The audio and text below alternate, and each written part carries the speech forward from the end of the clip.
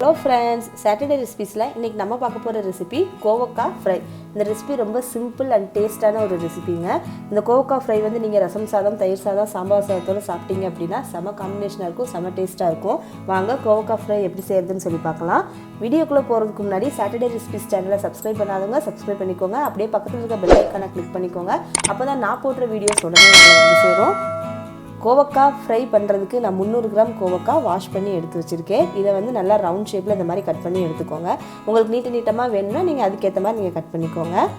Pan சூடானதும் 50 ml எண்ணெய் ஊற்றிக்கோங்க. எண்ணெய் காஞ்சதுக்கப்புறம் 1 டேபிள் ஸ்பூன் கடுகு, 1/2 டேபிள் ஸ்பூன் சோம்பு,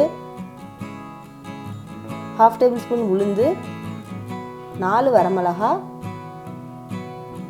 ஒரு கொத்து கருவேப்பிலை, இதெல்லாம் நல்லா எண்ணெயில் பொரிய விடுங்க. இந்த கடுகு, உளுந்து, சோம்பு, கருவேப்பிலை, வரமிளகாலாம் எண்ணெயில் நல்லா பொரிஞ்சதுக்கப்புறம் 100 கிராம் பெரிய வெங்காயம் பொடி பொடியாக கட் பண்ணி எடுத்திருக்கேன். அதையும் இந்த எண்ணெயில் நல்லா வதக்கிக்கோங்க. வெங்காயம் வந்து நம்ம வதக்கணும்னா தான் நம்ம எந்த டிஷ் பண்ணாலும் அதோட டேஸ்ட் வந்து நல்லாயிருக்கும். அதனால் வெங்காயத்தை நல்லா ஃப்ரை பண்ணிடுங்க. இப்போ வெங்காயம் வதக்கியாச்சு. இது கூட நான் கட் பண்ணி வச்சுக்கிற கோவக்காயும் ஆட் பண்ணிவிட்டு நல்லா வதக்க போகிறேன். கோவக்காயில் வந்து ஏற்கனவே தண்ணி சத்து நிறையா இருக்கும். ஸோ அதனால் நம்ம வதக்கும் போது அதில் இருக்க தண்ணிலாம் வெளியே வரும். அதனால் ஒரு 5 மினிட்ஸ் வந்து நல்லா கோவக்காய் வந்து சுருளை வதக்கிக்கோங்க. வதக்கும் போது இந்த ரெசிபிக்கு தேவையான அளவு உப்பு போட்டு நீங்கள் வதக்கிக்கலாம். இந்த ரெசிபி பண்ணுறதுக்கு தண்ணி எதுவுமே ஊற்ற தேவையில்லை. இதில் இருக்க தண்ணியிலே கோவக்காய் வந்து நல்லா குக் ஆயிரும். ஒரு 5 மினிட்ஸ் இந்த மாதிரி நம்ம வதக்கியாச்சு. இப்போ இது ஒரு 1/2% வந்து குக் ஆயிடுச்சு. இது கூட நான் வந்து மசாலா ஆட் பண்ண போகிறேன். 1 டேபிள் ஸ்பூன் மிளகாய்த்தூள், 1 டேபிள் ஸ்பூன் மல்லித்தூள், 1/2 table spoon garam masala, 1/4 teaspoon மஞ்சள்தூள், இதெல்லாம் போட்டு இந்த மசாலாலாம் கோவக்காவோட சேர்கிற அளவுக்கு நல்லா பரட்டி விடுங்க.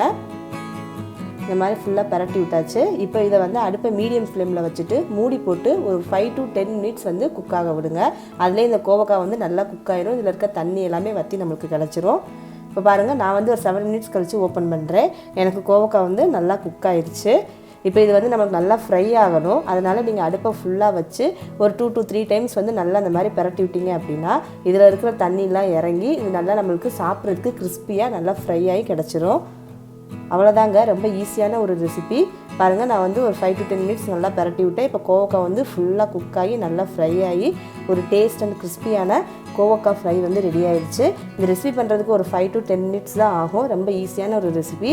நிறைய பேருக்கு கோவக்காய் வச்சு எப்படி என்ன செய்யணுன்னே தெரியாது. இந்த மாதிரி நீங்கள் ஃப்ரை பண்ணி கொடுத்தீங்க அப்படின்னா குழந்தையெல்லாம் விரும்பி சாப்பிடுவாங்க. கோவக்காய் பிடிக்காதவங்க கூட நல்லா விரும்பி சாப்பிடுவாங்க. அவ்வளோ ஒரு டேஸ்டான ஒரு ரெசிபி.